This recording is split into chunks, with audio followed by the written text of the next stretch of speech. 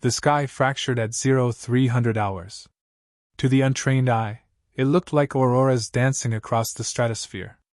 But Commander Alara Miles had seen orbital breach protocols before. And these were no auroras. Confirm visual, Sector Delta 5. Alara snapped, boots pounding across the metal floor of Citadel 7's war room. A technician's hands trembled as he tapped the panel. It's not debris, ma'am. It's them. For months there had been whispers, quiet anomalies in orbit, comms distortion, satellites vanishing without spark or flare.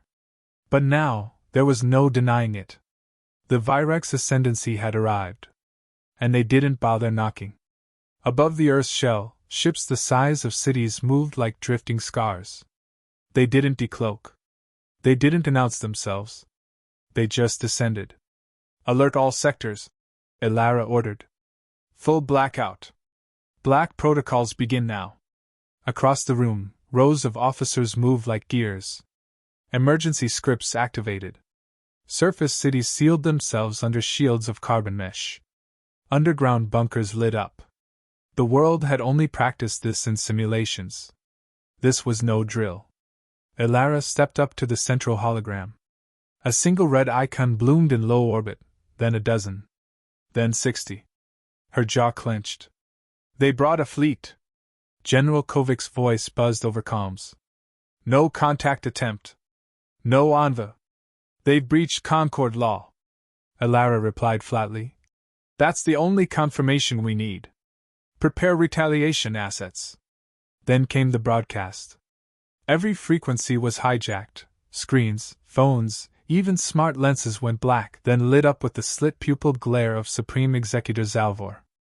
Inhabitants of Terra. Your species has violated evolutionary balance. Your refusal to submit to the Accord has marked you for reclamation. You will be corrected. Resistance will result in extinction. The war room fell into silence. No screaming. No panic. Just an eerie stillness. Then Alara smiled. It wasn't joy. It wasn't madness. It was memory. She remembered Europa Colony, her sister's last call, interrupted by a flash of white before static swallowed the screen. Patch me through to Global Defense Net, she said. Every channel. A green light blinked. People of Earth. Alara spoke, her voice calm, even as atmospheric tremors rattled the Citadel. They've broken the only rule. They came to us. She let that hang in the air. They think we're unprepared. They think we'll beg. But here's what they don't know, our claws don't show until it's too late. She cut the feed. Kovic's voice came through again. We've lost satellite nets around Asia Pacific. EMP bursts confirmed. They're taking down eyes. Alara nodded. Then we go blind. Outside, the horizon flashed. Somewhere near former Seattle, the first strike landed. Plasma seared a path from orbit straight into the crust. The mountain range turned to glass. Earth's outer defenses lit up. The magnetic rail towers in Chile roared, flinging steel rods the size of trains into the sky. Defense domes shimmered, absorbing shockwaves. In orbit, drones engaged in swarms, tiny wasps against Star Eaters. It wasn't enough. The Virex moved like a thought, fast, precise, without hesitation. For every drone Earth sent, 5 were disintegrated. Alara didn't flinch. We need their attention diverted, she said. Launch decoy drones. Run silent on Arkhangelsk base. Prep Operation Gravelhook. Gravelhook? Her comms lieutenant asked. That's infiltration protocol for us. Exactly, Alara muttered. They studied our front lines. They didn't study our habits. She knew what the Virex were expecting: symmetry, fleet-to-fleet clashes, diplomacy gone violent. But humans didn't fight like that anymore. They fought like cornered animals. As the war room buzzed with rapid instructions, an aide handed her a tablet. Incoming request from World Assembly. They want to negotiate. Alara didn't look at it. They'll have to learn that conquest doesn't pause for committees. Then the lights flickered. The Citadel's core buzzed, a deep, low hum. Shield tremors. Internal generators strained under the barrage outside. Elara turned to her second-in-command, Lieutenant Briggs. Evacuate non-combatants. Deploy tunnel teams under Citadel. If this place falls, we don't lose leadership. Briggs hesitated. And you? I stay. Ma'am. She cut him off with a stare. This is where I belong. The bastards came to Earth. I'm not leaving it behind. Another boom, closer this time. Chunks of reinforced steel groaned. Dust fell from the rafters like ash. She stepped forward to the main tactical console and overrode the targeting controls. A map of the Earth spread out, glowing faintly with defense grid lines. With her finger, she traced a line from the Virex fleet's entry vector, then dropped a marker directly below their path. Underground silos. We've kept them sleeping too long. A technician whispered. You want to use the legacy warheads? Elara didn't blink. We didn't keep them to show off in museums. One by one, deep-buried weapons spun to life, reactors groaning awake after decades of silence. You think they'll retaliate? Briggs asked softly. They already did, she said. Now it's our turn. Then the floor shook again, hard. But it wasn't a strike. It was the Citadel launching. Its foundations released steam like a dragon's breath. The entire facility began to rise, a mobile fortress, once buried beneath miles of mountain. The earth cracked open, and Elara's command center became the spearhead. She stood tall, watching the Virex fleet hover like vultures above. They had underestimated Earth. Everyone always did. Until they didn't. Europa burned in her dreams. The last transmission had been a blur, static, stuttering lights, a child's scream cut short, and then silence. Elara Miles woke cold, breath held in her throat, fists clenched against the memory.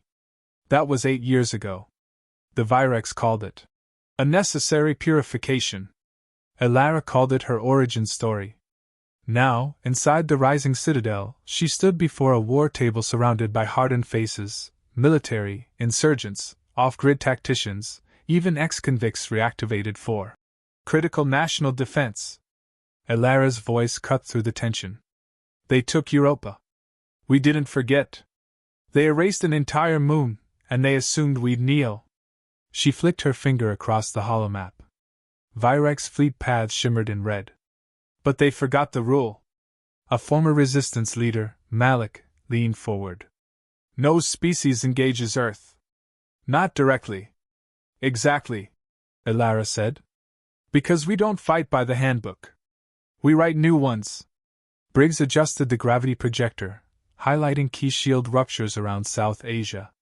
They're probing. Looking for weakness. They'll hit low next. No, Elara said.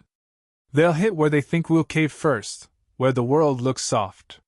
Civilian zones? Someone asked. She nodded grimly. They expect us to fold if they touch our children. Murmurs rose. Fear. Anger. Memories, like hers, still raw. We won't fold, she said. But we will make them believe we might. The briefing broke. Tension spilled into the steel corridors. In a lower wing, Elara visited the interrogation deck. 3 captured Virex scouts stood behind glass, bound by molecular tension fields. Their eyes were black pools, cold, unreadable. A young lieutenant beside her whispered, They haven't spoken. Not a word. They won't, Elara replied. Not out loud. She stepped closer to the barrier. The tallest Virex blinked slowly, studying her. You thought we were disorganized, she said quietly. Thought we were a fractured species. Governments fighting each other. Always distracted. The alien didn't react. But we've been watching too. Learning. You left your playbook open when you destroyed Europa. We read it cover to cover. Still silence. She leaned in, voice like glass. You're not gods. You're not inevitable. You bleed. And today, you're on our soil. The Virex gave no sign of hearing, but its eye twitched. Just once. Elara turned and walked away. Back in Citadel's undercore, she passed a restricted wing, doors sealed with hazard symbols. An AI sentinel scanned her and cleared the way. Inside, ancient tech slumbered. Machines from Earth's outlawed past. Prototypes banned after the last solar war. Among them, Project Gravelhook. A black pod, no bigger than a man's coffin, glowed faintly. "Fire it up," Elara told the technician. "We'll drop one inside their flagship." The engineer blinked. "That's suicide. Only if it fails." Hours later, she met her infiltration squad in Launch Base Sigma. 5 hardened soldiers, each one a weapon in human form. The youngest, Reyes, barely 20, adjusted her exosuit. "You sure about this, ma'am?" Reyes asked. "Do I look unsure?" "No, but you do look haunted." Elara allowed a half smile. "That's not doubt. That's memory. Use it." Reyes nodded, lips tight. "Once you're aboard, you'll locate their neural core and deploy the virus. You've got 15 minutes before extraction window closes." One of the older operatives muttered. "And if the virus doesn't work? Then you give them hell until you stop breathing." Reyes hesitated. "What do we do if we see prisoners? Human ones? Bring them if you can," Elara said. "But do not compromise the mission." The soldiers entered their pods, sealed in silence. Gravelhook launched like a whisper. Coated in absorption mesh, it pierced the Virex hull without a sound. Now Earth had eyes on the inside. As the infiltration began, Elara moved to the Psychological Operations Wing. Time for the mind war. The Virex prided themselves on logic and order. They disdained emotional chaos. So, Earth gave them chaos. Broadcasts in Virex dialects, twisted with false commands and maddening loops, flooded their internal calms. Frequencies fluctuated between lullabies and screams. Visuals of Virex war crimes, spliced with fake messages from their own supreme executor. Briggs watched from the next room. "This'll drive them insane." "That's the point," Elara said. "You can't conquer what you can't understand." Minutes passed. Then Rhea's voice came through, low, tight with adrenaline. "We're in. It's huge. Like a city inside." Static crackled. Then, "Found a cloning wing. They're growing copies. Human soldiers." Empty-eyed. A cold shiver ran down Elara's spine. "Can you destroy it?"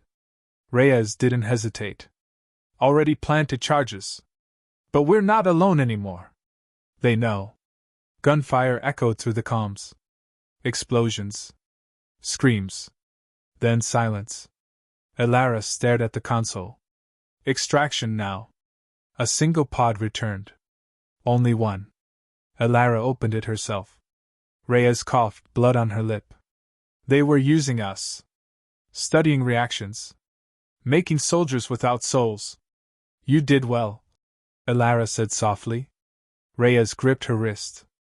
"We're not just fighting for survival, are we?" "No," Elara replied. "We're fighting so the galaxy remembers who we are." Reyes smiled weakly. "They will." She didn't survive the night. That evening, Elara stood in the Citadel Memorial Chamber.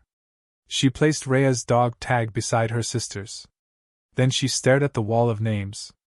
Too many names. More each hour. But Earth was still standing. The Virex thought war was science. Earth made it personal. And Elara knew this wasn't the beginning of the end. It was the end of their assumption. They forgot the rule. And they would pay. The fleet above Earth flickered like dying stars. What had been an iron wall now showed fractures. Small, precise ones, but enough for Elara to press harder. She stood over the tactical board in Citadel 7, studying the patterns. "They're slowing," she said. Briggs leaned in. "They're reorganizing. We hit something vital." Elara nodded. The infiltration team's sacrifice hadn't been wasted. The virus had wormed its way into the Virex communications array, subtle, not destructive. Confusing command hierarchies, rerouting orders. Disrupting the illusion of control. Chaos, woven quietly. "Good," she said. "It's time to make the confusion loud." Operation Barbed Fang began before dawn. Elara authorized all off-grid militias to engage using irregular warfare, EMP javelins, sonic pulse traps, electromagnetic disruptors. Every outlawed tactic humanity had shelved was now back on the table. In the ruins of New Mumbai, civilians lured a Virex hover tank into a flooded underpass lined with copper rods. A localized energy surge detonated the pilot core. In Greenland's former ice fields, hunters used seismic mimics to trick alien scouts into thinking Earth's tectonic plates were shifting, a strategy that diverted an entire subfleet. Every attack was asymmetric, surgical, psychological, and Earth kept biting. Inside Citadel 7, Elara held a private meeting with the surviving intelligence heads. Executor Zalvor hasn't spoken since the broadcast, she said. That means one of two things: either he's overconfident, or he's scared to break silence. Dr. Wen, Earth's leading xenostrategist, leaned forward. Or his own people can't reach him. The virus may have severed top-down control. Elara's eyes sharpened. Then we exploit it. She walked alone to the Citadel's subterranean vault, a chamber built for one purpose: storing Earth's last resort weapon. The Helix Taurus. Compact. Elegant. Violent. A singularity-based warhead designed to implode space itself for 2 seconds. Enough to tear a capital ship apart without touching Earth's orbit. Elara stared at it. Her finger hovered over the authorization pad. Then paused. This isn't just a weapon, she murmured. It's a message. She didn't press it yet. Instead, she ordered something riskier. A second Gravelhook deployment, this time, with a twist. Not sabotage. A message. Hours later, a pod punctured the hull of the Virex command vessel. No explosives. No virus. Inside, a steel case containing a single object. Rhea's dog tag. And a short video file. Elara's face. Her voice. You built clones of us. Machines in our skin. But you forgot the most dangerous part of being human. It's not the body. It's the rage. You killed our families. You think we fear death? No. We fear forgetting them. That's why we'll never stop. The message reached them. She knew because, for the first time, the enemy shifted formation. They weren't advancing anymore. They were circling. Unsure. The predator just learned its prey had teeth. Later, in the command center, Elara reviewed intercepted chatter from the fleet. Fragmented signals. But certain patterns emerged. Zalvor's direct command relay was collapsing. Mid-tier captains were breaking ranks. Ships rerouted without orders. Earth hadn't just bitten back. It had infected the Pax unity. Ma'am, Briggs said, you should see this. A Virex vessel, destroyer class, was moving toward the moon. No attack pattern? None. It's drifting. Lights off. Broadcasting nothing. Elara narrowed her eyes. Either it's a trap, or it's a surrender. Shall we shoot it down? No, she said. Board it. A strike team launched within the hour. They docked with the disabled ship and reported back in pulses. No resistance. Corpses in the halls. Self-inflicted. Some not even touched. Just dead at their posts. One transmission on a loop. Want us to send it? Play it, Elara ordered. Static filled the command room. Then, a low voice, not human. Not alien either. Modulated. Fractured. We were not prepared for what you are. We sought order. You are wildfire. The room fell silent. Then the message cut off. Briggs swallowed. That's from their own command deck. They're unraveling, Elara said. Good. She stood straighter. Shoulders squared. Now we end it. Before the final strike, she addressed Earth. A live feed. All screens. One message. She didn't dress like a politician. No medals. Just the black armor she'd worn through every battle. They came to take our planet. They broke the only rule that kept us safe. But they forgot who we are. We are not diplomats. We are the children of war. And today, we remind the stars that Earth is not a prize. It's a warning. From orbit, the Helix Taurus launched. 1 second. That's all it needed. A silent bloom above the atmosphere. Then nothing. The flagship, Executor Zalvor's personal command throne, was gone. Not damaged. Erased. And with it, the chain of fear that held the Virex fleet together snapped. They scattered. Retreated. Some ships self-destructed, unwilling to return in shame. Earth didn't cheer. Earth waited. Watched. Then braced. Because humans knew something the galaxy didn't. Winning was just another kind of war. The silence felt unnatural. After days of orbital bombardments, seismic tremors, and the hum of railgun fire, Earth stood still. No new attacks. No alien movements. But Commander Alara Miles didn't trust stillness. She stood atop Citadel 7's exposed command deck, her eyes locked on the sky. The Virex fleet was broken, scattered across the upper stratosphere in drifting fragments. The Helix Taurus had erased the command ship. Executor Zalvor was likely vaporized mid-sentence. And yet Alara didn't exhale. Because predators didn't always retreat. Sometimes they waited for you to relax. Any sign of regrouping? She asked. Briggs shook his head beside her. Nothing organized. A few ships tried to reconnect comms, most went dark. We intercepted 2 more distress signals. Internal rebellions. They're eating each other, Alara murmured. But we don't assume surrender until the last one burns. A courier drone landed near them, hissing steam. It bore a neutral Concord seal, the Galactic Accord's diplomatic brand. Unexpected. Briggs raised an eyebrow. You think it's real? Only one way to find out. Inside the war room, the drone's datachip projected a holographic feed. A Concord mediator, gray-skinned, 8-limbed, all protocol and poise, appeared midair.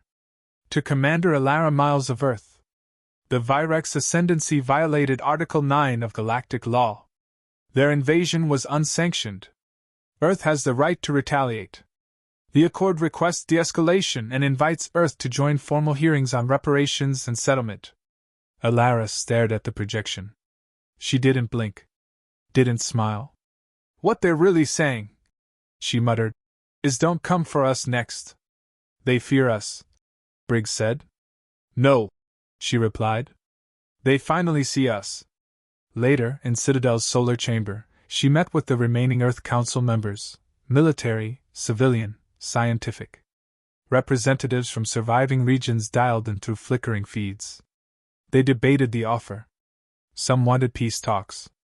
Others wanted blood. Alara listened quietly. When the room fell silent, she stood. We didn't start this war, she said. We followed the rules. We trusted the Accord. And we were almost wiped out for it. A counselor asked. What do you suggest, Commander? Decline reparations. Murmurs erupted. Decline? Someone said. They're offering resources, tech, territory. We don't want tribute, Alara said. We want respect. Not fear. Not guilt. Respect. She let that settle. If we take their scraps, they'll see us as scavengers who got lucky. But if we walk away with nothing but our victory, they'll remember that Earth stood alone and bled for its own name. Silence again. Then nods. Unanimous. Hours later, Alara sent her reply. No demands. No threats. Just a single line. Earth will not attend. We remember who came. And who did not. The next morning, Alara rode the elevator down to the Citadel's quietest wing, Memorial Hall. The lights dimmed automatically as she entered. Rows of metal plaques gleamed faintly on the walls. Each bore a name. Some real. Others code call signs. All honored. She stopped at one. LT Reyes A. Gravelhook 2. Moonstrike victim.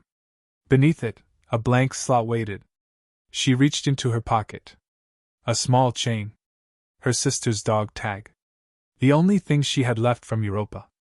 With deliberate fingers, she placed it beside Reyes. Now they were side by side. The past and the future. Outside, skies began to clear. Earth's atmosphere, bruised by war, showed hints of blue again. Dust settled on ruined cities. Survivors emerged from bunkers. In Africa, solar grids lit up again. In the Andes, children walked streets for the first time in days. And above them, nothing loomed. For the first time in living memory, the sky belonged to them again. Back on the command deck, Alara received one final transmission. It wasn't Virex. It wasn't Concord. It was something different. No name. No banner. Just a simple encrypted message routed through ancient relay buoys. Briggs looked puzzled. We can't trace the origin. Play it, Alara said. The screen flickered, then filled with text. We watched. We warned them. They didn't listen. Now they know what we knew. Earth isn't weak. Earth is a lesson. And the galaxy has just been schooled. Alara stared at the message, her jaw tight. Save that, she said. Frame it. Briggs grinned. For morale? No, she replied. For history. Night fell slowly, casting long shadows across Citadel's 7 steel spires. Alara remained alone at the tower's edge, her gaze fixed on the horizon. This wasn't triumph. It wasn't relief. It was clarity. Earth hadn't won a war. Earth had redefined one. And now, the stars would never look at them the same again. She whispered to herself, voice barely a breath. This planet bows to no one.